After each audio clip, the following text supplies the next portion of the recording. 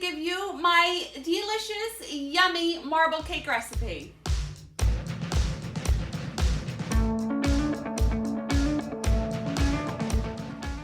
Hi guys, it's Karolyn.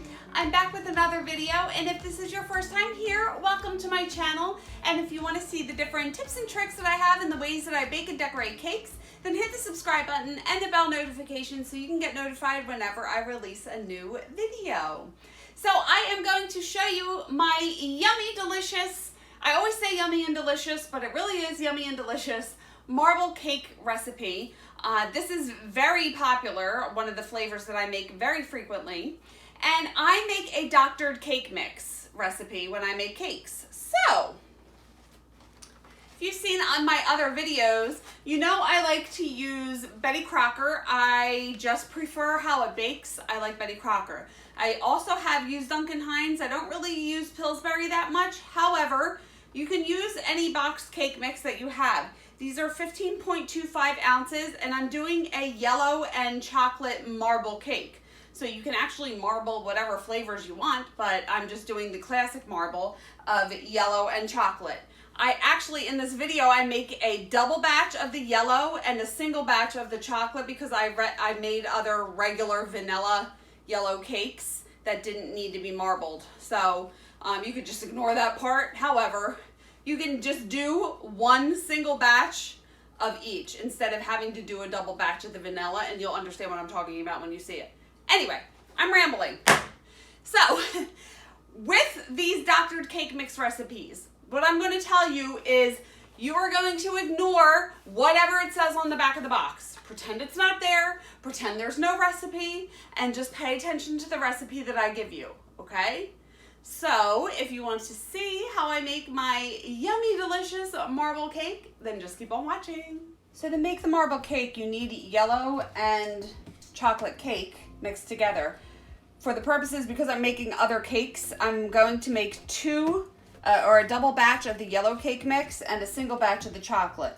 So we'll start with the chocolate, and then I'll just do a double batch of the yellow. Starting with a 15.25 ounce box of the chocolate fudge cake mix, or any chocolate cake mix that you like. Add 1 cup of sugar and 1 cup of flour. This is all-purpose flour. And then I like to just turn on the mixer and incorporate that all together. Next, I'm going to add 1 cup of whole milk.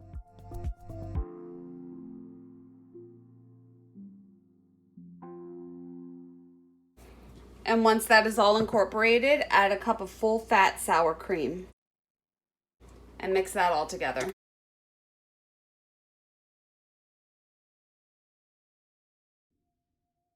Then I'm going to add 3 whole eggs, one at a time, beating after each addition.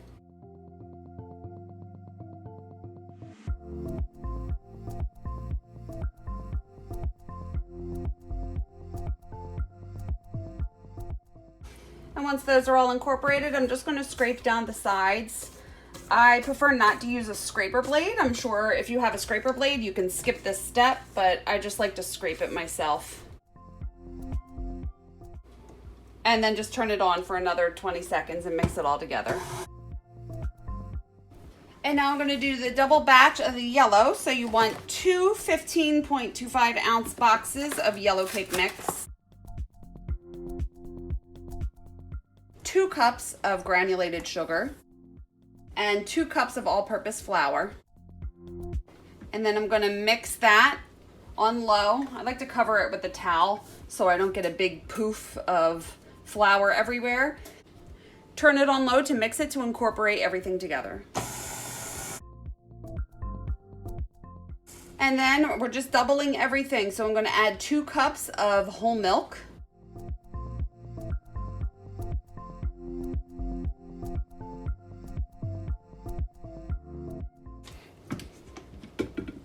And then 2 cups of full-fat sour cream.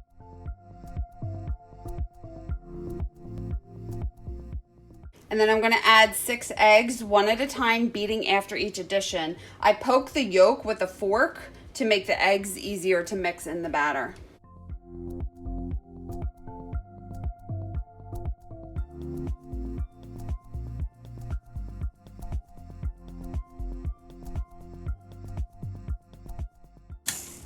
When I add the eggs, I usually lift the head a little bit because I find that it mixes the eggs in a little bit better when I do that. Add a little bit of my favorite flavoring, Wilton Clear Vanilla, probably like 2 to 3 teaspoons. And then just as I did before, if you don't have a scraper blade, just scrape down the sides and the bottom and then mix it all together one more time. Now I'm going to prepare my pan. I'm making 2 5-inch chocolate, 2 6-inch yellow, and then 2 7-inch marble. At least I'm going to see if that all fits. So right here I have my pan grease. I actually made a video on how I made this. I can link this below. Take a pastry brush, dip it in the pan grease, and then I'm going to grease each of the pans by putting a light coating on the bottom and up the sides.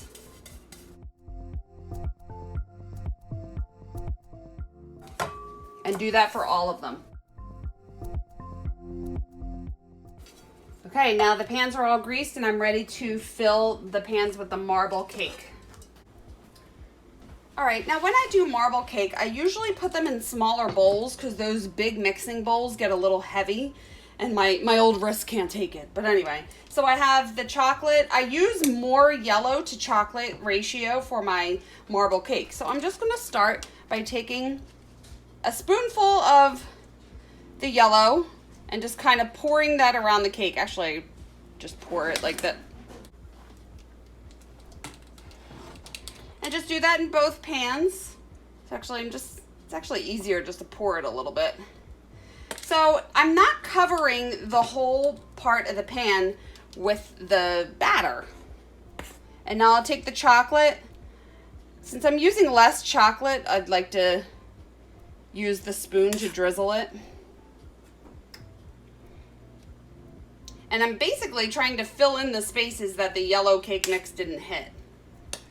And I'm just going to keep alternating, going back and forth between the yellow and the chocolate, using a little more yellow, filling in the open spaces. And then I like to layer the chocolate on top of the yellow. You know, just trying to get a variation, not getting all the yellow in one spot and all the chocolate in another.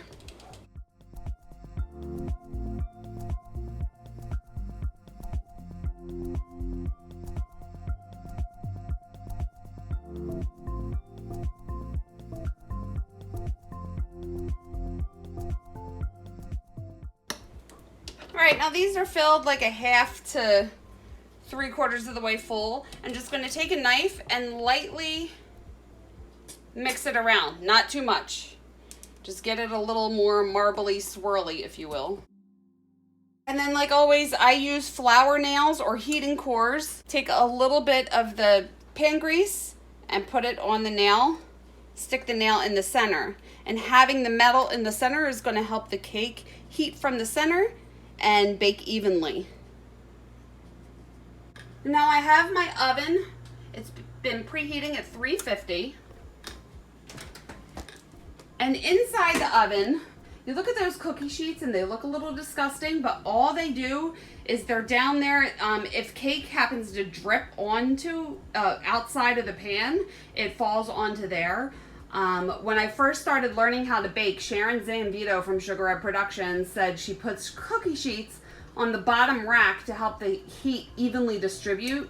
I'm sure I don't have to do that anymore, but I've been doing it for so long, so I continue to do that. You do not have to do that, but I just have always done it, so that's what I do. And then I'm going to stick the cakes in the oven, larger ones in the back.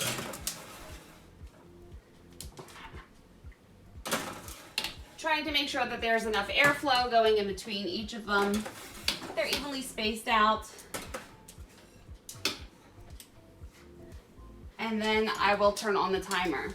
Usually the chocolate, the 5-inch pans can bake for about 40 to 45 minutes. The 6-inch I get 45 to 50, and the 7-inch 50 minutes to an hour. So of course I forgot to hit record, but I just took these out of the oven. It was about 45 minutes. The small chocolate ones and one of the marble ones was done, and the other ones that are in there still need about 2 to 3 minutes. So I'm leaving them in there just a little longer. Just gonna check on the other ones. That one's finished. These still have batter sticking to them. That one needs about just like 1 more minute, and the other one probably 2 or 3. So you just want to make sure that the toothpick or whatever you stick in the cake comes out clean, and then you know it's finished. Okay, while I'm waiting for that last one to finish, I'm going to immediately put these have been sitting here for about 5 minutes, and then put them onto the plastic, wrap it in plastic wrap, and then immediately place it into the freezer. This plastic wrap is 18 inches wide. So just flip it on top. Take the needle out the middle and wrap it up. And do that for all of them.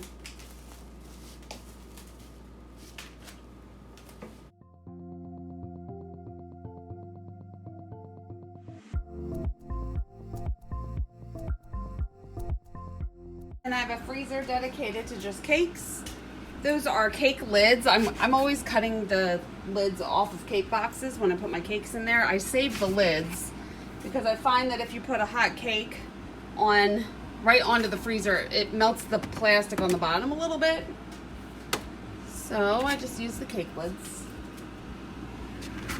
and leave them in the freezer at least overnight to completely freeze. And real quick, I just wanted to show you what the cake looks like on the inside. You can see that it has a really nice yellow and chocolate swirl consistency throughout the whole thing. So here you go. Here is your delicious, I need to think of another word. I'm sorry I keep saying the same thing, but it really is so good. Marble cake that is still wrapped in the plastic. I started freezing my cakes not too long ago, so I thaw them before I fill them. So if you keep them in the freezer at least overnight, I take them out, leave them out so they can come to room temperature, and then I fill them. I can link my video on how I fill my cakes below. So a couple things I want to say about this. A lot of people ask me when I post videos of my recipes if they can substitute different ingredients.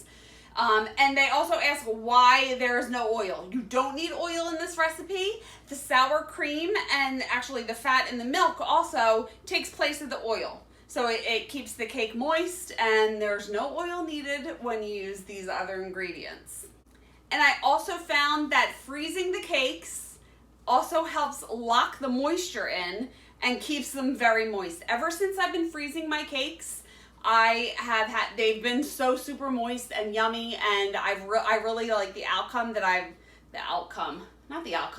result that I've gotten from freezing my cakes. I usually just freeze them overnight, but if you're gonna freeze them for longer than, I would say, 2 or 3 days, you're probably going